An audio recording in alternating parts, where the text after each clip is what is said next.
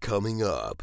I'm suggesting interim report by September 29, 2022. Okay. And a final report no later than December 8, 2022. It would be extremely prudent to Canadians, to the people that we represent, to wrap up that work prior to the inquiry concluding its work. I think that I'm glad this meeting is in public, because to me I'm actually shocked that these are timelines that the members of government think that this is a responsible, transparent, and accountable timeline. This guy's garage. I also want to correct the record.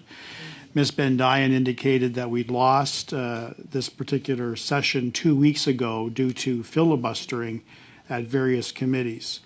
The chair was at a committee that I was at, that was Justice, 2 weeks ago, and the correct interpretation of what happened was that the Liberal committee members refused to adjourn the proceedings at 5:30. We had a 2-hour block as a result of their refusal to adjourn those proceedings, which was supported by the NDP.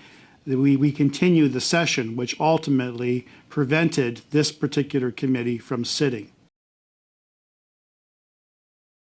On the Six Nations of the Grand River. Point of order, Mr. Chair. I hate to interrupt my learned colleague, Mr. Brock, but I see it is now 5 minutes past the time of adjournment. I lost track of time. I'm sorry, Mr. Chair.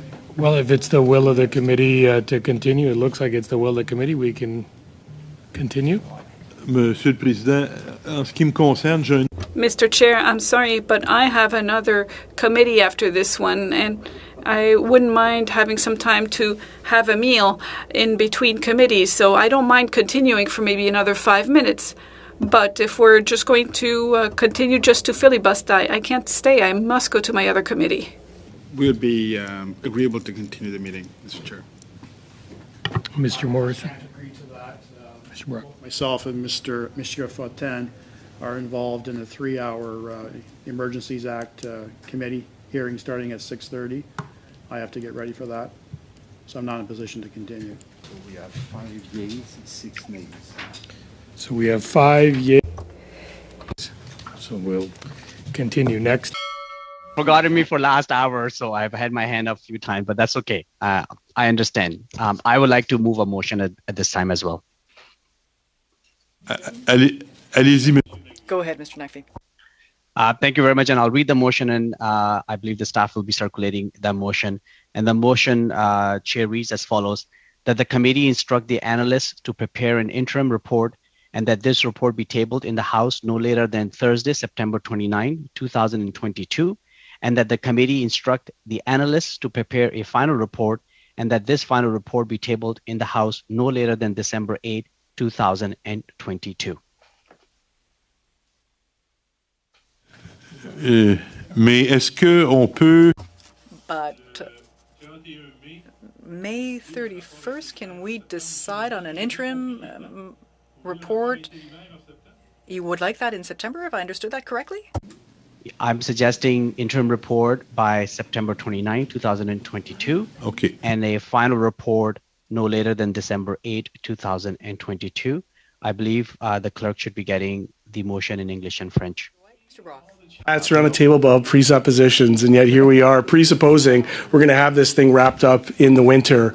I think is foolhardy and does not reflect where we're at all in terms of our witness lists, our work plan, and is premature in so many ways. I'm referencing from my community and from the public the lack of communications on the public inquiry side. I'll say that on the record, that people are frustrating. They're not hearing anything out of that committee. And I would just put to this one that if that committee is going to be a committee, or that process is going to be a process that goes away in private and kind of takes its time to deliberate in ways that are not open and transparent, it is incumbent on us as a joint parliamentary committee, with the seriousness of what's before us here, to provide answers to Canadians in an open, transparent, and public way. So, without not to get personal, I have a great deal of affection for Mr. Nakvi. I just think that this is very premature, and I certainly will not be presupposing that this will be wrapped up, given that we don't even know when we're going to get the documents. We don't know what witnesses are going to come from the documents. We have no idea what's going to happen over these next couple of months. And so with all due respect to Mr. Nakvi, there's no chance that I would support this motion. Et ensuite, Monsieur Brock. Thank you very much, Mr. Chair. The expectation is we'll get documents by July 1st, which means that we will not have a meeting from that point in time until an interim report is complete, and I don't agree with that. My perspective would be that I would suggest that we adjourn debate on this and push it forward until a future date, because I don't think we will be prepared for an interim report. Pour 10, nays contre 1. Alors la motion, Monsieur Nagui. It is adjourned then. Comment along with Mr. Green's, just even about the theme of having a report done by this time. I think, quite honestly, and no offense, I have great respect for Mr. Nakvi and my friends across the way, but this is just an illustration to Canadians that there is a push to get this through this committee without having a fulsome, transparent, and accountable responsibility this committee has. And actually, I think that I'm glad this meeting is in public, because to me I'm actually shocked that these are timelines that the members of government think that this is a responsible, transparent, and accountable timeline to get through this.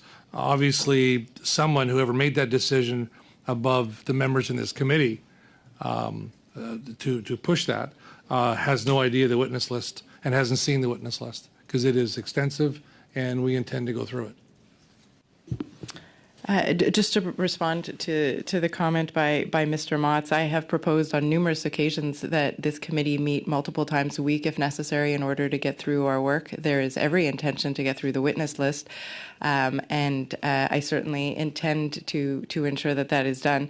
And there was no thought given to circumventing the full hearing that needs to happen at this committee.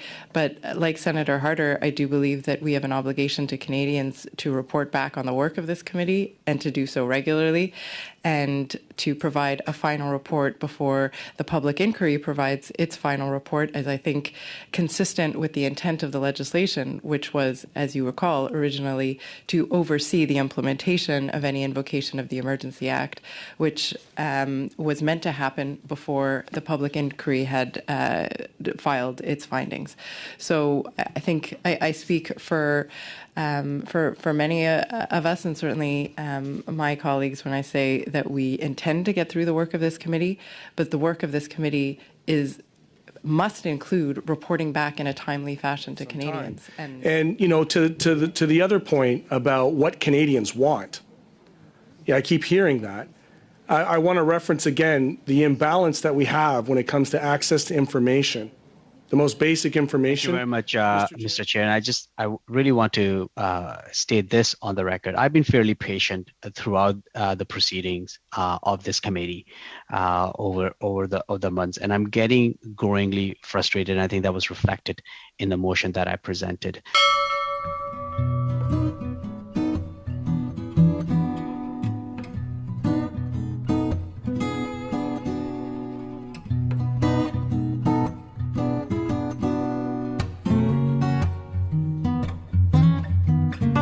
This Guy's Garage.